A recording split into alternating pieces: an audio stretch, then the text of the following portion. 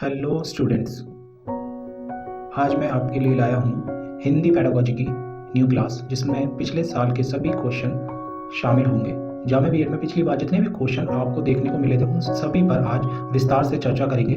तो चलिए शुरू करते हैं। तो चलिए आज के पहले क्वेश्चन से स्टार्ट करते हैं। भाषा सीखना मूल रूप से किससे संबंधित है? प्राकृतिक प्रक्रिया से, आदत बनाने की प्रक्रिया से, सामान्य प्रक्रिया से, या फिर उपरोक्त में से कोई नहीं। जब भी हम भाषा सीखते हैं तो उस भाषा में सबसे ज़्यादा मूल रूप से जो संबंधित होता है वह कहलाता है प्राकृतिक प्रक्रिया। तो इसका सही आंसर है प्राकृतिक प्रक्रिया।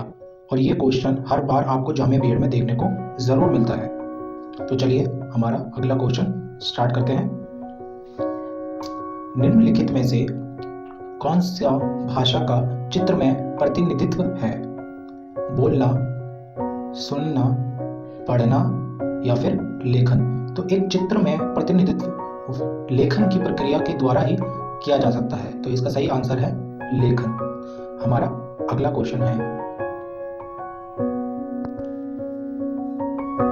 किसी भाषा को सीखने की प्राकृतिक क्षमता को क्या योग्यता के रूप में जाना जाता है? पढ़ना, भाषा, लेखन या फिर मौखिक? तो भाषा सीखने की प्राकृतिक क्षमता को एक भाषा की योग्यता के रूप में ही जाना जाता है। तो इसका सही आंसर है भाषा, क्योंकि भाषा से ही हमें क्षमता और प्राकृतिक रूप से योग्यता का पता चलता है। तो हमारा अगला क्वेश्चन है, रेडियो, टेलीविजन और समाचार पत्र इसके उदाहरण हैं। जनसंचार, संगठनात्मक संचार, छोटे समूह संचार या फिर एक से एक संचार? तो कई बार जामा बीएड में कुछ संचार के माध्यम के भी क्वेश्चन देखने को मिलते हैं। तो इसका सही आंसर होता है जनसंचार। अगर आप हिंदी पेडागोजी की तैयारी कर रहे हैं तो जरूर जनसंचार के भी कुछ क्वेश्चन पढ़कर जाइए। हमारा अगला क्वेश्चन है, निम्नलिखित में से कौन संचार की आंतरिक बाधा है?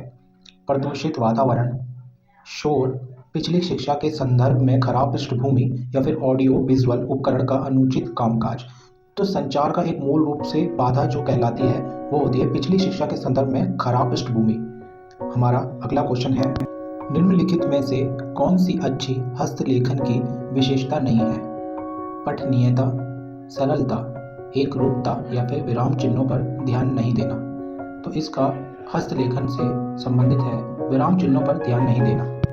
यह प्रश्न हर बार किसी न किसी रूप में जामा बीएड में पूछा जाता है। हमारा अगला क्वेश्चन है, निम्नलिखित में से कौन सा लेखन का उपकौशल लेखों, पूर्व संघों और काल के विभिन्न रूपों के रूप में उनकी सहमति से संबंधित है? दृश्य धारणा, संगठन, व्याकरण या फिर उद्देश्य? अगर आप इस क्वेश्चन को ध्यान से देखेंगे तो इसमें पूछा गया है कि उपकौशल और लेखों पर आधारित काल के विभिन्न रूप। तो ये सब संबंधित होते हैं व्याकरण से, क्योंकि व्याकरण से ही उपकौशल, लेखों, काल के विभिन्न रूपों का पता चलता है। हमारा अगला क्वेश्चन है, निम्नलिखित में से पठन तब किया जाता है जब छात्र तथ्यों को इकट्ठा करते हैं या तथ्यों के आधार पर किसी निष्कर्ष पर पहुंचते हैं। जोर से पढ़ना, मूक पढ़ना, गहन पढ़ना या फिर व्यापक पढ़ना? तो तथ्यों को इकट्ठा करना और उनके आधार पर निष्कर्ष पर पहुंचना, तो इसके लिए चाहिए मूक पढ़ना, क्योंकि मूक पढ़ने से ही हम किसी निष्कर्ष पर पहुंच सकते हैं। हमारा अगला क्वेश्चन है, किसी भाषा के कौशल में सबसे महत्वपूर्ण है बोलना? तो इसमें पूछा गया है कि भाषा के कितने कौशल हैं जिसमें सबसे महत्वपूर्ण है बोलना? 2, 3, 5 या फिर 4? तो भाषा के 4 कौशल होते हैं जिसमें कई बार महत्वपूर्ण क्वेश्चन पूछे जाते हैं। इसके कौशल है सुनना, बोलना, पढ़ना और लिखना। तो इसका सही आंसर है 4। हमारा अगला क्वेश्चन है, एक अच्छा किसी भाषा को अधिक प्रभावी ढंग से और कुशलता से सिखाता है? वक्ता, श्रोता, दर्शक या फिर लेखक? तो कभी भी एक अच्छी भाषा को अधिक प्रभावी ढंग से और कुशलता से हमें सिखा सकता है वो होता है श्रोता, जो हमें अधिक कुशलता से सिखा सकता है और भाषा को प्रभावी ढंग से समझा सकता है। हमारा अगला क्वेश्चन है, निम्नलिखित में से कौन सी एक दूसरे को जानने के लिए उपयोगी तकनीक है? समूह चर्चा, बहस, साक्षात्कार या फिर असाधारण भाषण?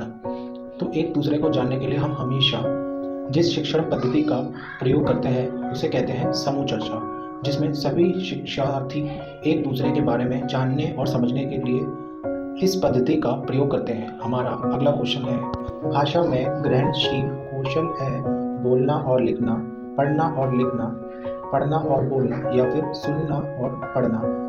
तो भाषा में ग्रहणशील कौशल कहलाता है सुनना और पढ़ना, जिसमें हम अपने कौशल का विकास करते हैं। हमारा अगला क्वेश्चन है, जब छात्रों को संक्षिप्त पाठ पढ़ने और चर्चा के लिए बिंदु बनाने के लिए कहा जाता है तो शिक्षार्थियों के किस कौशल का आंकलन किया जाता है? अध्ययन कौशल, सुनने का कौशल, बोलने का कौशल या फिर लेखन का कौशल? तो इसका सही आंसर है बोलने के कौशल।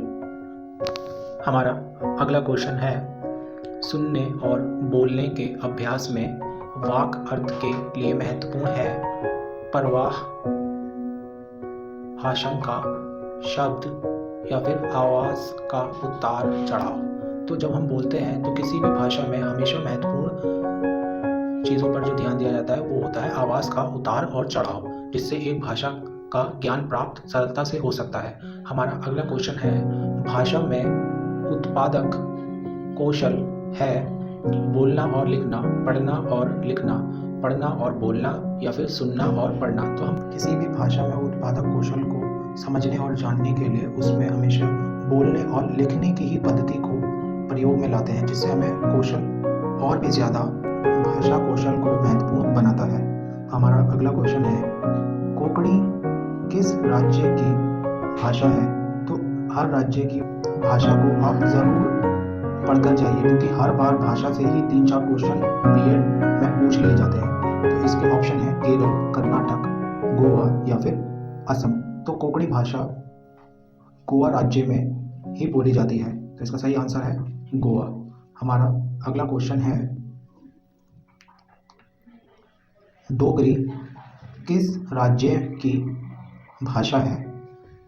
नागालैंड, जम्मू कश्मीर, पश्चिम बंगाल या फिर अरुणाचल प्रदेश? तो इसका सही आंसर है जम्मू कश्मीर। हमारा अगला क्वेश्चन है, सबसे पुरानी भारतीय भाषा है संस्कृत, तमिल, हिंदी या फिर कन्नड़? तो आपको पता है आर्य भाषा जो कि एक संस्कृत में बोली जाती थी, यही सबसे पुरानी भाषा कहलाती है, तो इसका सही आंसर है संस्कृत। हमारा अगला क्वेश्चन है, मध्य प्रदेश की राजभाषा है हिंदी, मराठी, अंग्रेजी या फिर बांग्ला? तो मैंने आपको पिछली वीडियो में भी बताया था कि भारत में 10 राज्यों में हिंदी भाषा बोली जाती है, जिसमें से एक है मध्य प्रदेश, तो इसका सही आंसर है हिंदी। हमारा अगला क्वेश्चन और अंतिम क्वेश्चन है, गौतम बुद्ध के प्रवचनों की क्या भाषा थी? पाली, संस्कृत, भोजपुरी या फिर महादी? तो गौतम बुद्ध हमेशा अपने प्रवचनों को संग्रहित करते थे, वो भाषा होती थी पाली। तो ये क्वेश्चन पिछली बार जामे बीएड के एंट्रेंस एग्जाम में आए थे।